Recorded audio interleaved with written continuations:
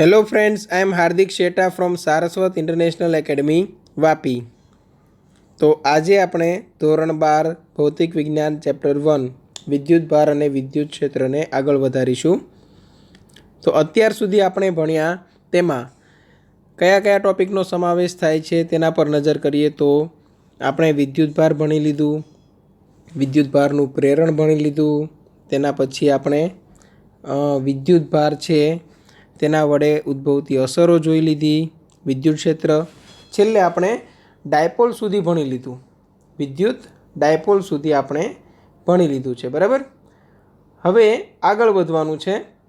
તો આગળ વધીએ તે પહેલાં આપણે થિયરીમાં હવે નથી જવું, હવે થોડા દાખલાઓ જોઈ લઈએ.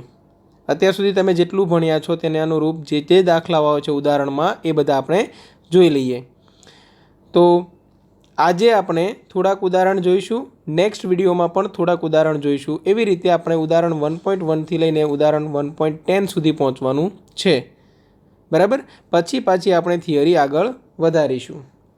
તો ઉદાહરણ 1.1 એ હતું કે તમે કોઈ ગોળાને કઈ રીતે વિદ્યુત ભારિત કરી શકો તેને ટચ કર્યા વગર, તેને સંપર્કમાં લાવ્યા વગર. તો આ ઉદાહરણ આપણે પહેલાં જ વિડીયોમાં જોઈ લીધેલું છે થિયરીમાં જ. બરાબર. કે વિદ્યુત ભારના પ્રેરણની બે રીત હતી, એક સંપર્ક કરવાથી અને એક સંપર્ક કર્યા વગર. તો એ બીજી રીત હતી, તે આપણું ઉદાહરણ 1.1 હતું. હવે ઉદાહરણ 1.2થી આગળ વધીએ. તો જુઓ શું પૂછેલું છે. ઉદાહરણ 1.2 છે, એક પદાર્થમાંથી બીજા પદાર્થમાં દર સેકન્ડે 10⁹ ઇલેક્ટ્રોન જતા હોય તો બીજા પદાર્થ પર કુલ 1 કુલમ વિદ્યુતભાર થવા માટે કેટલો સમય લાગશે? આપણે પહેલાં ડિટેલ લખી લઈએ. એકમ સમયમાં કેટલા ઇલેક્ટ્રોન જાય છે? 10⁹. તો એને આવી રીતે દર્શાવી શકાય, ઇલેક્ટ્રોનની સંખ્યા છેદમાં સમય, એટલે 10 સેકન્ડે ટ્રાન્સફર થતા ઇલેક્ટ્રોનની સંખ્યા એ કેટલી છે? 10⁹. કુલ વિદ્યુતભાર કેટલો જમા થવા દેવાનો છે? 1 કુલમ. તો તેના માટે સમય કેટલો લાગશે તે આપણે જાણવાનું છે. તો સિમ્પલ છે, આપણે વિદ્યુતભારનું ક્વોન્ટમીકરણ જોઈ ગયા. વિદ્યુતભારનું ક્વોન્ટમીકરણ સમજો. ક્યુ બરાબર સૂત્ર આપણી પાસે શું છે? N/E. હવે અહીંયા જે ડિટેલ લખી છે તેના પરથી આપણે લખી શકાય N શું હશે? 10⁹ ગુણ્યા T સમય. બરાબર. તો અહીંયા હું લખીશ 10⁹ ગુણ્યા T સમય અને ગુણ્યા E. આ Q બરાબર થઈ ગયું. કૌંસમાં કારણ લખી દેવાનું કે આ 10⁹ ગુણ્યા T ક્યાંથી લાવ્યા? તો કે N/T આપણને આપેલું છે 10⁹. આ કારણ છે. હવે સમયને સૂત્રનો કરતા બનાવો. તો Qના છેદમાં 10⁹ ગુણ્યા અત્યારે E જ રાખીએ, E. બરાબર. માટે સમય છે એ કંઈક આવી રીતે મળશે. Q કુલમ છે, Q એ 1 કુલમ આપેલું છે, 10⁹, Eની કિંમત 1.6 × 10⁻−19. હવે 1/ આપણે શું કરવાનું છે? 1.6. તો એ આવશે 1/1.6 કરશો તો 0.625 આવે છે. 0.625 × 10 કેટલું થશે? તો 10⁻19માંથી 9 જાય તો 10⁻10 અને ઉપર જશે તો 10⁻+10. આ સેકન્ડમાં છે. તો 6.25 × 10⁹ સેકન્ડ જેટલો સમય લાગશે. બરાબર. અને આ જ સમયને તમે જો વર્ષમાં કન્વર્ટ કરવા માગો તો અપ્રોક્સિમેટ 198 યર્સ લાગશે. હવે સમજો કે ઇલેક્ટ્રોન છે એ એક જ સેકન્ડમાં, જુઓ દર સેકન્ડે કીધું હતું 10⁹, એટલે આટલા બધા ઇલેક્ટ્રોન દર સેકન્ડે એક પદાર્થમાંથી બીજા પદાર્થમાં જાય છે. તો પણ માત્ર 1 કુલમ વિદ્યુતભાર જમા થવા માટે અપ્રોક્સિમેટ કેટલા વર્ષો લાગી જશે? 198 યર્સ. બરાબર. ઉદાહરણ 1.3 લઈએ. હવે એક પ્યાલા પાણીમાં કેટલા ધન અને ઋણ વિદ્યુત ભારો હશે? તો જુઓ મિત્રો, આના આન્સર છે એ અલગ અલગ હોઈ શકે, કેમ કે એક પ્યાલો પાણી, બરાબર. હવે બધાના ઘરે અલગ અલગ સાઇઝના પ્યાલા હશે, તો તમારામાં પહેલાં તો ધારવું પડશે કે એક પ્યાલા પાણીમાં કેટલું પાણી હોય. કોઈ 200 ગ્રામ ધારીને દાખલો ગણશે તો જવાબ અલગ આવશે, 250 ગ્રામ ધારીને દાખલો ગણશે તો અલગ આવશે, કોઈ 500 ગ્રામ દળ ધારીને ગણશે તો આન્સર અલગ આવશે, બરાબર. તો આપણે ટેક્સ્ટબુક પ્રમાણે જઈએ. ટેક્સ્ટબુકમાં આપેલું છે આવી રીતે, ધારો કે એક પ્યાલા પાણીમાં, અથવા તો ધારો કે એક પ્યાલા પાણીનું દળ 250 ગ્રામ છે, બરાબર. હવે પાણીનો અણુભાર આપણને ખબર છે, પાણીનો અણુભાર M0થી આપણે દર્શાવીએ તો એ 18 ગ્રામ પર મોલ થશે. એટલે કે 1 મોલ જથ્થાનું પાણી લેશો તો તેનું દળ થશે 18 ગ્રામ, બરાબર. હવે કેટલા ધન વિદ્યુતભાર અને કેટલા ઋણ વિદ્યુતભાર હશે તે આપણે મેળવવું છે. તેના માટે આપણને એ ખબર હોવી જોઈએ કે પાણીના અણુની સંખ્યા કેટલી છે. સંખ્યા માટે આપણે મોલનું સૂત્ર વાપરીએ તો મોલના 2 સૂત્ર થશે ને. મોલ આપણે મ્યુ કહીએ, તેના 2 સૂત્ર છે, N/Na અને M/M0. N એટલે આપેલી સંખ્યા, બરાબર, જે આપણે અત્યારે મેળવવી છે, એટલે તેને સૂત્રનો કરતા બનાવીએ. M એટલે આપેલું દળ, M0 એટલે અણુભાર, અને A એટલે એવોગેડ્રો નંબર. તો આ પ્રમાણે જોઈએ તો આપેલ દળ કેટલું છે? 250. અણુભાર કેટલો છે? 18, બરાબર. અને એવોગેડ્રો નંબર શું છે? 6.02 × 10⁻23, બરાબર. તો હવે આ ખબર પડી ગઈ કે એક પ્યાલામાં આટલા અણુઓ છે. હવે એક અણુ પાસે કેટલો વિદ્યુતભાર હશે એ જોઈએ.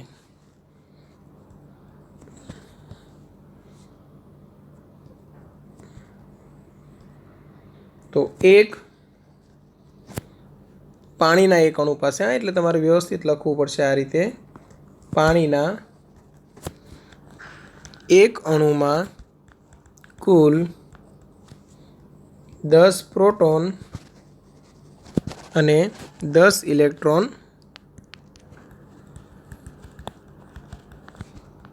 હોય. કઈ રીતે ખબર પડી મને? તો પાણીનો એક અણુ એટલે H2O, હાઇડ્રોજન છે, એક બીજો હાઇડ્રોજન છે અને એક ઓક્સિજન છે. એક હાઇડ્રોજન પાસે એક પ્રોટોન એક ઇલેક્ટ્રોન હોય, બરાબર. સેમ એવી રીતે બીજો હાઇડ્રોજન છે તો એક પ્રોટોન એક ઇલેક્ટ્રોન, અને ઓક્સિજન છે તેની પાસે 8 પ્રોટોન 8 ઇલેક્ટ્રોન. આમ કુલ 10 પ્રોટોન હશે અને 10 ઇલેક્ટ્રોન હશે. ક્લિયર? એટલે આપણે એમ કહી શકીએ કે એક H2Oનો અણુ છે તેની પાસે 10 પ્રોટોન જેટલો ધન વિદ્યુતભાર અને 10 ઇલેક્ટ્રોન જેટલો ઋણ વિદ્યુતભાર હશે. અને કુલ વિદ્યુતભાર જોશો તો તમને શું મળશે? 0, બરાબર. પણ આપણને અહીંયા કુલ વિદ્યુતભાર નથી મેળવવાનું કીધું, કુલ ધન અને ઋણ અલગ અલગ મેળવવાનું કીધેલું છે. તો હવે તે મેળવીએ, બરાબર.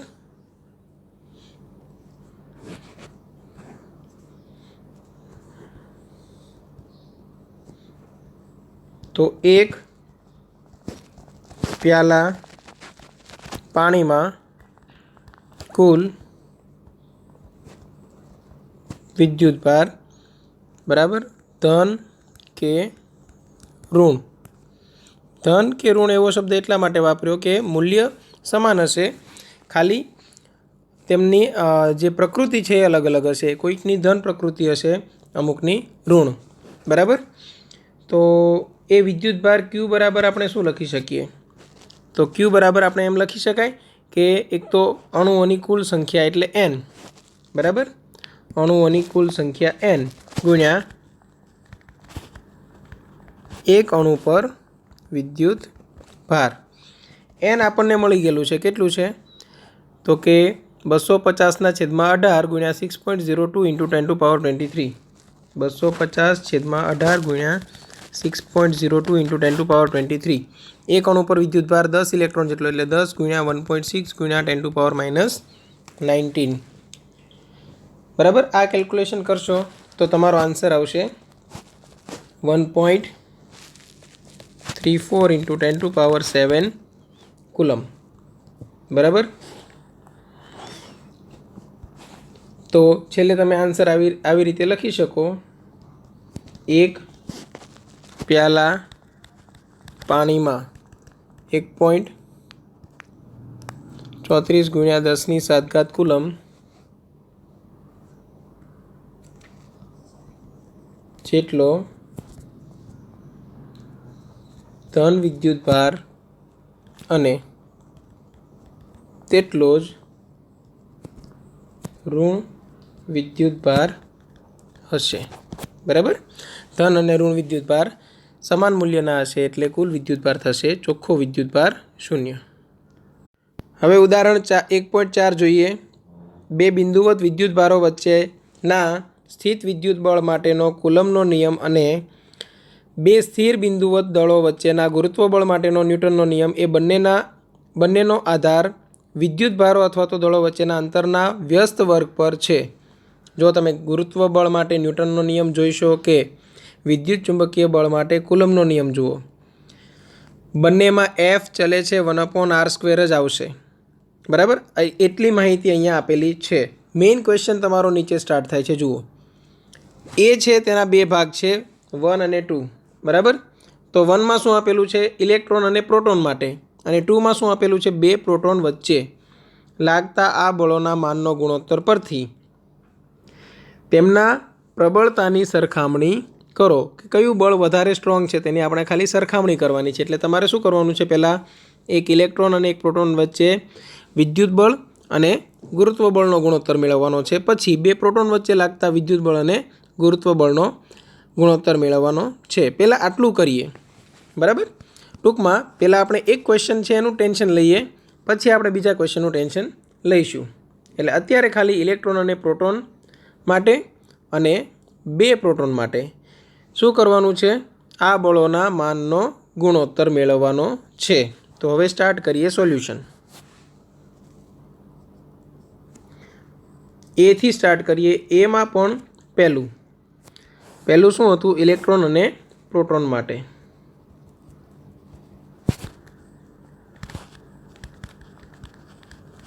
प्रोटोनना तंत्र माटे तेमां पहेला मेळवीए आपणे विद्युत बळ। हवे विद्युत बळनुं मूल्य ज मेळववानुं छे एटले विद्युत भारोनुं पण अहींया मूल्य ज मूकशुं। एटले इलेक्ट्रॉननो विद्युतभार -E छे पण मूकवानी जरूर अत्यारे नथी। तो Ke E/r² थशे एटले आ थयुं Ke²/r²। समीकरण 1। सेम एवुं जोईए गुरुत्व बळ। तो गुरुत्व बळने आपणे नाम आपीए Fg बराबर। हवे तेनुं मूल्य जोईए तो G m1 m2 तेमां इलेक्ट्रॉननुं दळ अने प्रोटोननुं दळ आवशे छेदमां r²। आ समीकरण 2। हवे आपणे शुं करवानुं छे, बंने बळोनो गुणोत्तर मेळवવાનો छे। हवे बंने बळोना गुणोत्तर माटे आपणे समीकरण 1/2 करीए।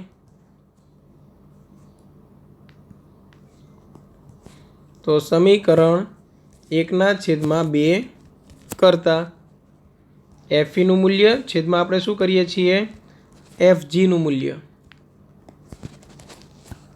હવે Fe નું મૂલ્ય કેટલું છે Ke²/r²। Fg નું Gmemp/r²। તો r² કેન્સલ થશે એટલે આ આન્સર બનશે Ke²/Gmemp બરાબર। તો હવે મૂલ્ય મૂકી દઈએ। તો K નું મૂલ્ય 9 × 10⁹ E નું મૂલ્ય 1.6 × 10⁻⁹ પાછો તેનો વર્ગ આવશે। G નું મૂલ્ય 6.67 × 10⁻11। ઇલેક્ટ્રોનનું દળ તો 9.11 × 10⁻31। જો આ બધી માહિતી તમને એક્ઝામમાં અચળાંક તરીકે આપેલી હશે પણ જો કદાચ ન આપે તો તમને યાદ હોવી જોઈએ। ઇલેક્ટ્રોનનું દળ, ઇલેક્ટ્રોનનો વિદ્યુતભાર, પ્રોટોનનું દળ, પ્રોટોનનો વિદ્યુતભાર. અચળાંકના મૂલ્ય જેમ કે કુલમનો અચળાંક કે અને ગુરુત્વાકર્ષણનો સાર્વત્રિક અચળાંક કેપિટલ જી, આ બધા મૂલ્યો આપણને ખબર હોવી જોઈએ. હવે પ્રોટોનનું દળ 1.67 × 10⁻⁻27 કિલોગ્રામ. ઓકે, આ બધી કિંમતો મૂકીએ તો આપણને આન્સર મળશે નિયર અબાઉટ 2.4 × 10⁻39. બરાબર, Fe/Fg.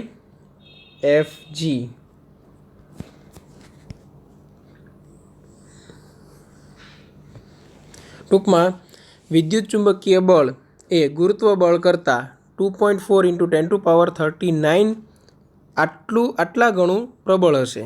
બરાબર. હવે આ જ વસ્તુ લઈએ આપણે એમાં જ આવીએ, એનો જ બીજો ભાગ હતો, આપણે તે સોલ્વ કરીએ.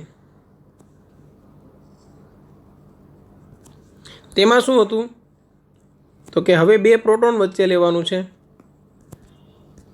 તો બે પ્રોટોનના તંત્ર માટે ઉપરની માહિતી અનુસાર તમે Fe/Fg તમને શું મળી શકે? તો જો ઉપર હતું એ આ સૂત્ર ke²/g_me_mp. હવે જો વિદ્યુત ભાર તો બદલાશે નહીં. એક ઇલેક્ટ્રોન અને એક પ્રોટોનમાં પણ વિદ્યુત ભાર E × E જ થતું હતું. અહીંયા પણ વિદ્યુત ભારોનો ગુણાકાર E × E જ થશે. એટલે અંશમાં કોઈ ફેરફાર નથી. છેદમાં જુઓ, ઇલેક્ટ્રોનનું દળ આવતું હતું ત્યાં શું આવી જશે? હવે પ્રોટોનનું દળ. એટલે આ સૂત્ર બનશે ke²/g_mp_mp. એટલે કે એમપીનો પણ અહીંયા વર્ગ જ થશે. અહીંયા પણ બધી કિંમત મૂકી દેવાની. 9 × 10⁻⁹ અહીંયા 1.6 × 10⁻19 અને એનો પાછો વર્ગ છેદમાં જીનું મૂલ્ય થશે 6.67 × 10⁻11. એમપીનો વર્ગ 1.67 × 10⁻27નો વર્ગ. બરાબર. આ બધી કિંમત મૂકીએ તો આપણને આન્સર મળશે 1.3 × 10⁻36 Fe/Fg.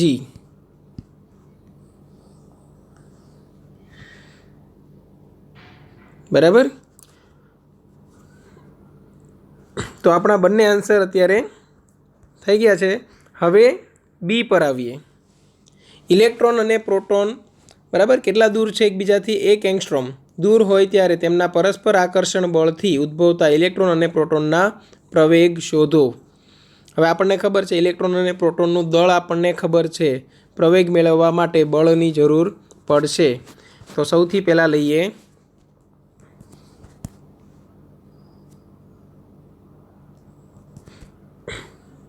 ઇલેક્ટ્રોન અને પ્રોટોનને 1 એંગસ્ટ્રોમ દૂર રાખતા લાગતું આકર્ષી બળ. એ બળ કેટલું હશે? તો બળનું મૂલ્ય થશે ke × E. અત્યારે મૂલ્ય જ જોઈએ છે આપણને. લાગતા બળનું મૂલ્ય આવી રીતે લખી દેવાનું. તો ke × E/r² થશે. કિંમત મૂકી દઈએ 9 × 10⁻9, 1.6 × 10⁻19. 2 વખત છે એટલે તેનો વર્ગ કરી દઈએ. નીચે 1 એંગસ્ટ્રોમ એટલે 10⁻10 મીટર, તેનો પાછો વર્ગ થશે. બરાબર. હવે આ કેલ્ક્યુલેશન કરીએ તો આપણને આન્સર મળશે અરાઉન્ડ 2.3 × 10⁻8 ન્યૂટન. આ બળ મળી ગયું. તો હવે બંનેમાં પ્રવેગ મેળવી શકાય. સૌથી પહેલાં મેળવીએ ઇલેક્ટ્રોનમાં ઉદ્ભવતો પ્રવેગ.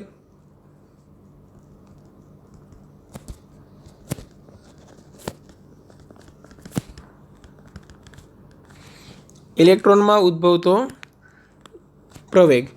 બરાબર. તો એ થી દર્શાવીએ તો F/ દળ કોનું આવશે?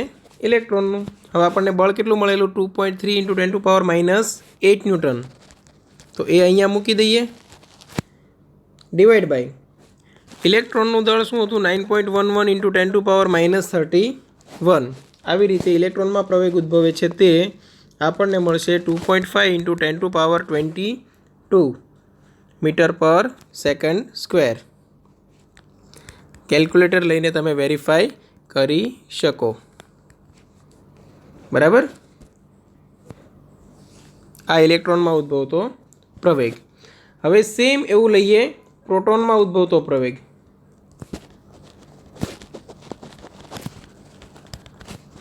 તો એપી થશે. એપી ઇક્વલ ટુ શું કરશો? F upon mass of proton. બળનું મૂલ્ય હતું 2.3 ઇન્ટુ 10⁻8. 2.3 ઇન્ટુ 10⁻8 છેદમાં અહીંયા થશે 1.67 ઇન્ટુ 10⁻27. તો આ સોલ્વ કરશો તો 1.4 ઇન્ટુ 10⁻19 મીટર પર સેકન્ડ સ્ક્વેર મળશે. હવે અહીંયા એક વાત સમજવા જેવી કે ઇલેક્ટ્રોન અને પ્રોટોનને જ્યારે એકબીજાથી 1 એંગસ્ટ્રોમ દૂર રાખો ત્યારે બંને પર બળ છે એ સમાન મૂલ્યનું જ લાગશે. બંને પર બળ સમાન મૂલ્યનું લાગે છે, પરંતુ ઇલેક્ટ્રોનમાં જે પ્રવેગ ઉદ્ભવે છે તે વધારે હશે અને પ્રોટોનમાં જે પ્રવેગ ઉદ્ભવે છે તે ઓછો હશે. શા માટે? કેમ કે પ્રોટોનનું દળ વધારે છે. એટલે સમજો કે દળના લીધે વિદ્યુત બળ પર કોઈ અસર નથી, પણ વિદ્યુત બળના લીધે ઉદ્ભવતા પ્રવેગમાં ફરક પડશે. જો દળ વધારે તો જડત્વ વધારે, તો પ્રવેગ ઓછો. એટલે પ્રોટોનનો પ્રવેગ ઓછો મળે છે, ઇલેક્ટ્રોનનું દળ ઓછું છે એટલે જડત્વ ઓછું છે, તો પ્રવેગ વધારે ઉદ્ભવે છે. બરાબર. હવે જોઈએ ઉદાહરણ 1.5. બરાબર. જો આની રકમ થોડી વધારે મોટી છે, આખી એક વાર્તા જેવું છે, તો તમારે એક સ્ટોરીની જેમ જ યાદ રાખવાનું છે. જુઓ, સ્ટાર્ટ કરીએ. ધાતુના વિદ્યુતભારિત ગોળા એને નાયલોનની દોરી વડે લટકાવેલ છે. નાયલોન એટલા માટે શબ્દ વાપર્યો કેમ કે તે અવાહક છે. બરાબર. અવાહક હાથા વડે પકડેલ બીજો વિદ્યુતભારિત ગોળો બી એની નજીક એવી રીતે લાવવામાં આવે છે કે જેથી તેમના કેન્દ્રો વચ્ચેનું અંતર 10 સેન્ટીમીટર હોય. આ પહેલો કિસ્સો. બરાબર. આ એક કિસ્સો છે, આને અલગ યાદ રાખવાનો છે તમારે. ક્લિયર? એટલે અહીંથી હું અલગ કલર કરી આપું તમને, તો તમને ખબર પડશે કે આ એક કિસ્સો છે.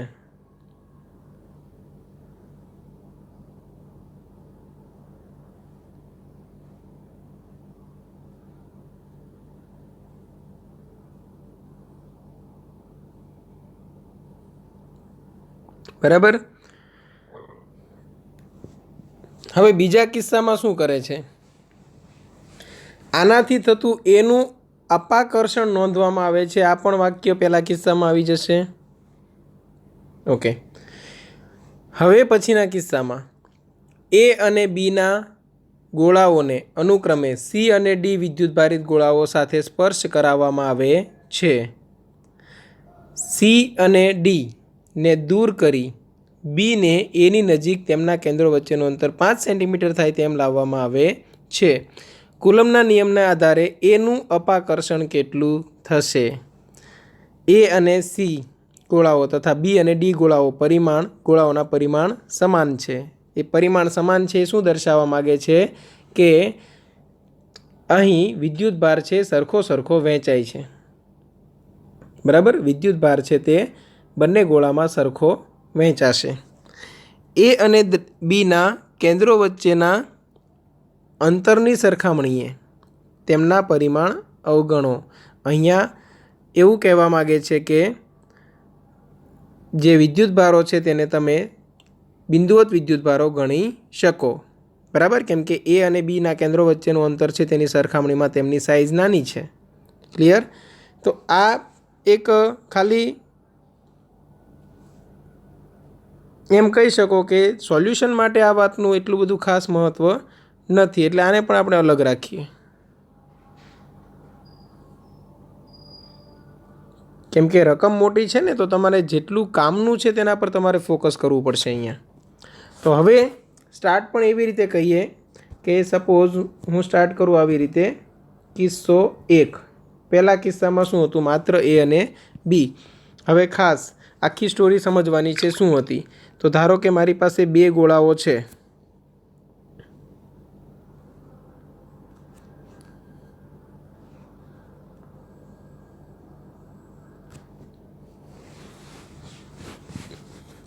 ઓકે, બંને ગોળાને નામ આપી દઉં એ અને બી.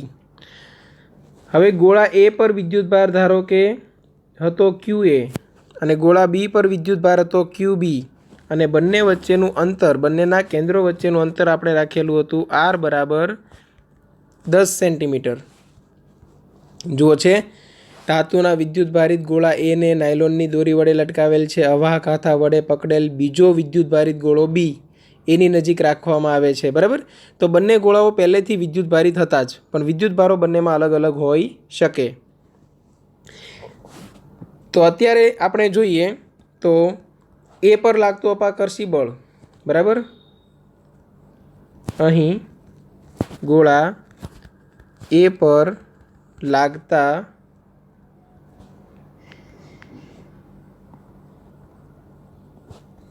અપાકર્ષી બળનું મૂલ્ય, બરાબર, એ એફ બરાબર હું શું લખી શકીશ, કે ક્યુ એ ક્યુ બી. સમજો, એફ બરાબર હું લખી શકીશ કે ક્યુ એ ક્યુ બી છેદમાં આર સ્ક્વેર. આ નામ આપી દઉં સમીકરણ 1. અમારા પહેલા કિસ્સાનું કામ પૂરું થયું. હવે સ્ટાર્ટ કરીએ કિસ્સો 2.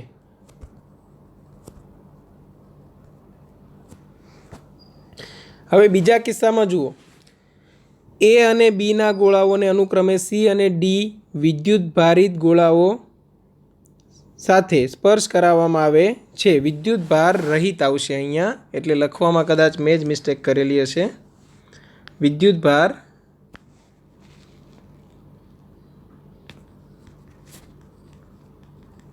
રહિત ગોળાઓ સાથે સ્પર્શ કરાવવામાં આવે છે. બરાબર. હવે સી અને ડીને દૂર કરી બીને એની નજીક તેમના કેન્દ્રો વચ્ચેનું અંતર 5 સેન્ટીમીટર રહે તેમ લાવવામાં આવે છે. પહેલાં 10 સેન્ટીમીટર અંતર રાખેલું, હવે રાખવામાં આવશે 5 સેન્ટીમીટર. જો આખી સ્ટોરી સમજો, બરાબર. કદાચ તમને ત્યાં વાંચ્યું છે ત્યાંથી ખબર ના પડી હોય તો અહીંયા તમને આકૃતિ પરથી ખબર પડી જશે કે આપણી પાસે જે ગોળો હતો એ, બરાબર, તેને બીજા એક ગોળા બી સાથે સંપર્કમાં લાવવામાં આવ્યો. બરાબર. ગોળા એને બી સાથે નહીં પણ ગોળા સી સાથે સંપર્કમાં લાવવામાં આવ્યો. ક્લિયર. એવી રીતે આપણી પાસે બીજો ગોળો હતો બી. તો આ બીજા ગોળા બીને સી સાથે સંપર્કમાં લાવવામાં આવ્યો. બરાબર. સાઇઝ સરખી હતી બધા ગોળાની, બરાબર. એની અને સીની સાઇઝ સરખી હતી, બીની અને ડીની સાઇઝ સરખી હતી. એટલે હવે સ્પર્શ કરાવશો એટલે શું થશે, એક ગોળો વિદ્યુતભારવાળો છે, બીજો વિદ્યુતભાર રહિત છે. એટલે એક ગોળા પર જે વિદ્યુતભાર હતો તે બીજા ગોળા પર ટ્રાન્સફર થોડો થશે અને બંનેમાં અડધો અડધો વહેંચાઈ જશે. એટલે હવે ગોળા પર વિદ્યુતભાર છે એ QA/2 અને સી પર વિદ્યુતભાર આવશે તે પણ QA/2. બરાબર. ટોટલ વિદ્યુતભાર કેટલો હતો, QA. સી પાસે તો હતો જ નહીં એટલે 0 અને પછી ભાગ પડી ગયા 2 એટલે બંને પાસે આવી ગયા QA/2 વિદ્યુતભાર. એવી રીતે અહીંયા વિદ્યુતભાર હતો QB, તો QB/2 બંનેમાં વહેંચાઈ ગયો. હવેના કિસ્સામાં શું કર્યું, તો હવે સી અને ડી અડધો અડધો વિદ્યુતભાર લઈને ક્યાંક દૂર જતા રહ્યા. બરાબર. સી અને ડી બે ગોળાઓને આપણે ક્યાંક દૂર મોકલી દીધા. પાછા એ અને બીને નજીક લાવ્યા. તો ગોળો એ અને ગોળા બી વચ્ચે હવે અંતર આપણે પહેલાં રાખ્યું હતું તેના કરતાં અડધું કરી નાખ્યું. બરાબર. એટલે ગોળો એ અહીંયા છે, ગોળો બી અહીંયા છે. ગોળા એ પાસે વિદ્યુતભાર છે QA/2, ગોળા બી પાસે વિદ્યુતભાર છે QB/2 અને બંને ગોળાઓ વચ્ચેનું અંતર હવે નામ આપું R', એ પહેલાં કરતાં અડધું એટલે કે R/2. પહેલાં R બરાબર 10 સેન્ટીમીટર હતું, હવે એ આવી ગયું 5 સેન્ટીમીટર. બરાબર. ફરી પાછું હું એ પર અપાકર્ષણ નોંધું. ગોળા એ પર લાગતા અપાકર્ષી બળનું મૂલ્ય. હવે હું નામ આપી દઉં એફ ડેશ. એફ ડેશ બરાબર શું લખવું પડે? કે Q A dash Q B dash છેદમાં આર ડેશ. હવે સમજો કે ક્યુ એ ડેશ એટલે અંતિમ વિદ્યુતભાર કેટલો થયો? ક્યુ એ બાય 2. ક્યુ બી ડેશ એટલે અંતિમ વિદ્યુતભાર કેટલો થયો? ક્યુ બી બાય 2. આર ડેશ એટલે સોરી અહીંયા આર ડેશનો વર્ગ આવશે ને, કે Q1 Q2 upon R square. તો અહીં આર બાય 2નો વર્ગ.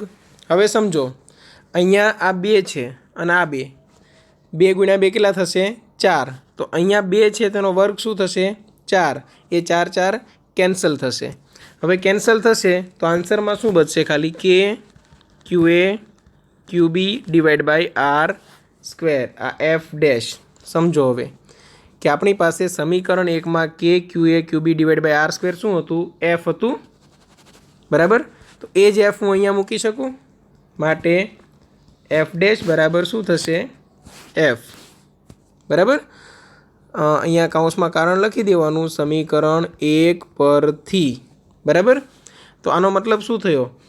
કે 2 વિદ્યુતભાર છે તેમના મૂલ્યો અડધા કરો અને તેમની વચ્ચેનું અંતર પણ અડધું કરો. બરાબર. તો તે બંને વચ્ચે લાગતા બળનું મૂલ્ય બદલાશે નહીં. તો અહીં ગોળા એ પર લાગતું અપાકર્ષી બળ અંતિમ કિસ્સામાં પ્રારંભિક કિસ્સા જેટલું જ મળશે. ઉદાહરણ 1.6 જોઈએ. એલ લંબાઈના સમબાજુ ત્રિકોણના શિરોબિંદુઓ પર 3 વિદ્યુતભારો Q1 Q2 Q3 દરેક Q બરાબર છે. એટલે 3 વિદ્યુતભાર આપેલા છે, 3 એ 3ના મૂલ્ય સમાન છે. બરાબર. તેવા મૂકેલ છે. એટલે ત્રિકોણ પર ધારો કે અહીંયા મેં આકૃતિ બનાવેલી છે, એ બી અને સી ત્રિકોણ છે. તો તે 3 શિરોબિંદુ પર સમાન મૂલ્યના વિદ્યુતભારો મૂકેલા છે, સ્મોલ ક્યુ મૂલ્યના. આકૃતિમાં દર્શાવ્યા મુજબ ત્રિકોણના મધ્ય કેન્દ્ર પર મૂકેલા વિદ્યુતભાર કેપિટલ ક્યુ પર લાગતું બળ કેટલું હશે?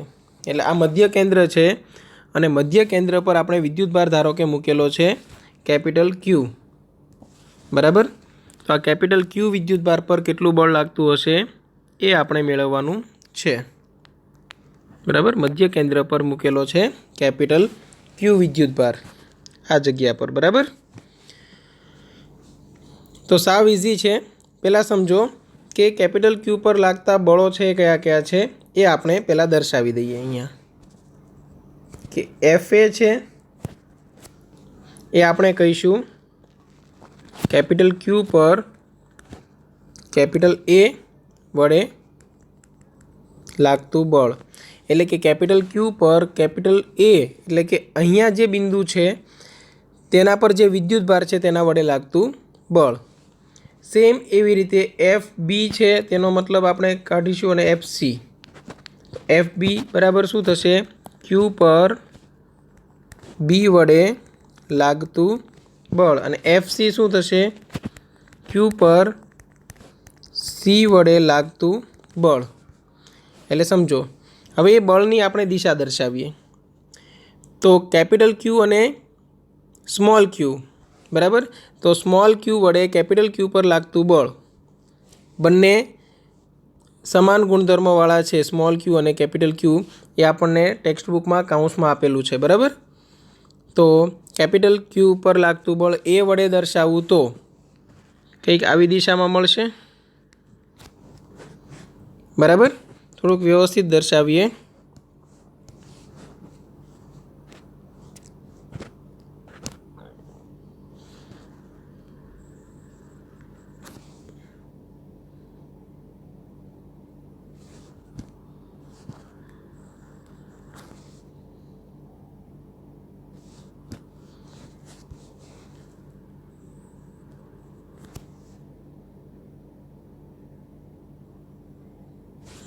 વ્યવસ્થિત થતું નથી, કંઈ વાંધો નહીં, ડાયરેક્ટ આવી રીતે બતાવી દઈએ. આ બળ કેવું થઈ ગયું?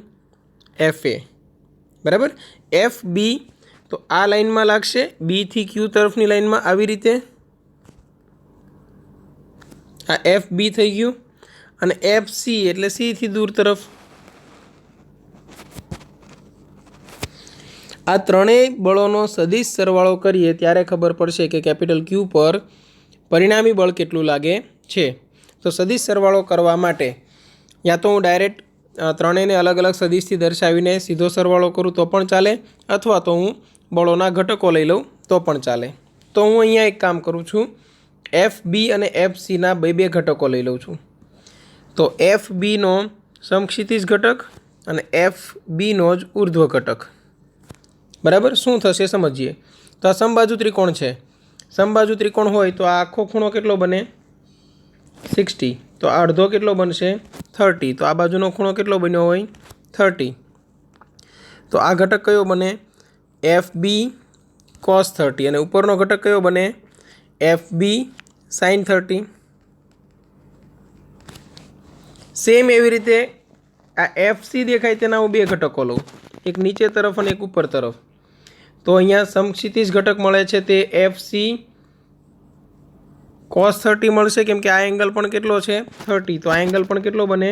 30. અને ઉર્ધ્વ ઘટક છે એ બનશે એફ સી sin 30. બરાબર, એક વખત વ્યવસ્થિત જોઈ લેજો. આપણે એફ એ, એફ બી અને એફ સી દર્શાવી દીધું. એફ એ છે તો આખો સમક્ષિતિજ ઘટક જ હતો, એટલે તેના ઘટકો લેવાની જરૂર નથી. એફ બી અને એફ સીના આપણે બે ઘટકો લીધા, F B cos 30, F B sin 30, અને આ બાજુ લીધા એફ સી cos 30 અને એફ સી sin 30. બરાબર, હવે તમારે બળ છે એ જે આ રેડ અક્ષરથી લખેલું છે એટલું જ ધ્યાનમાં લેવાનું છે. બરાબર, એટલે એફ એ, પછી આ બાજુ જુઓ તો એફ બી cos 30, આ બાજુ જુઓ તો એફ બી sin 30 અને એફ સી sin 30, અને આ બાજુ જુઓ તો એફ સી cos 30. ક્લિયર? હવે એક વાત અહીંયા નોંધીએ કે અહીં એ થી ક્યુ અંતર, બરાબર, બી થી ક્યુ સુધીનું અંતર અને સી થી ક્યુ સુધીનું અંતર સમાન હોવાથી, હવે અંતર સમાન, વિદ્યુતભારની જોડીઓ સમાન, તો બળના મૂલ્ય સમાન જ હશે. એફ એ હોય, એફ બી હોય કે એફ સી હોય, બરાબર, બધા બળોના મૂલ્ય સમાન છે, તો એને હું શું નામ આપી દઉં? એફ ડેશ લેતા. બરાબર, એફ એ, એફ બી અને એફ સીના મૂલ્યને આપણે એફ ડેશ તરીકે દર્શાવી શકીએ, એક જ મૂલ્ય છે એટલે. બરાબર, હવે આપણે દાખલો ગણવાની શરૂઆત કરીએ. તો પરિણામી બળનો સૌથી પહેલાં લઈએ સમક્ષિતિજ ઘટક, તેને હું નામ આપી દઉં એફ એક્સ. ચલો, સમક્ષિતિજ ઘટકમાં કયા આવશે? એક તો એફ બી cos 30 ને એક આવશે એફ સી cos 30. તો હું અહીંયા લખું એફ બી cos 30 માઇનસ થશે એફ સી cos 30, કેમ કે બંને પરસ્પર વિરુદ્ધ છે. હવે એફ બી અને એફ સીના મૂલ્યો તો સમાન જ છે, એટલે એફ ડેશ cos 30 માઇનસ અહીંયા એફ ડેશ cos 30 થશે. હવે સરખું થઈ ગયું એટલે આ 0 આન્સર આવશે. ઓકે, ટૂંકમાં પરિણામી બળનો સમક્ષિતિજ ઘટક આપણને મળ્યો 0. હવે આગળ વધીએ. પરિણામી બળનો ઉર્ધ્વ ઘટક. પરિણામી બળનો ઉર્ધ્વ ઘટક આપણે ઉર્ધ્વ દિશાને ધારો કે વાય કહી દઈએ તો એફ વાય. ચલો, કઈ રીતે મળશે? ઉર્ધ્વ ઘટકમાં કોનો સમાવેશ થશે? F B sin 30, F C sin 30 અને એફ એ. તેમાં ઉપર તરફના આ બંને ઘટકોને આપણે શું લઈશું? ધન, અને નીચે તરફ છે તે ઋણ. ક્લિયર? તો અહીંયા હું લખીશ F B sin 30 plus F C sin 30. જો આ બંને ઉપર તરફ હતા એટલે ધન લીધા, માઇનસ એફ એ, કેમ કે નીચે તરફ છે તો મેં ઋણ લીધું. એફ બીની જગ્યાએ હું એફ ડેશ લખી દઉં, sin 30 એટલે 1/2, પ્લસ એફ સીની જગ્યાએ એફ ડેશ sin 30 એટલે 1/2, એફ એની જગ્યાએ એફ ડેશ. ટૂંકમાં F A dash F dash by 2, F dash by 2 minus F dash. F dash by 2 plus F dash by 2 એટલે શું થઈ ગયું? F dash. F dash minus F dash એટલે શું થઈ ગયું? 0. તો એફ વાય પણ આપણને શું મળે છે? 0. ક્લિયર એટલું? હવે તમારે ખાલી એમ કહેવાનું છે પરિણામી બળ. હું એમ લખી શકું એફ સદિશ બરાબર F X into I cap plus F Y into J cap. F X શું છે? તો 0. 0 into I cap plus 0 into J cap. F Y પણ આપણને 0 મળ્યો. ઇન શોર્ટ પરિણામી બળ છે એ આપણને મળે છે 0. ક્લિયર? તો અત્યારે આપણા ઉદાહરણ 1.6 સુધી કમ્પ્લીટ થયા. બાકીના ઉદાહરણ તમને નેક્સ્ટ પાર્ટમાં મળી જશે અને તેના પછી આપણે પાછા થિયરીના ટ્રેક પર આવી જઈશું. બરાબર? Thank you.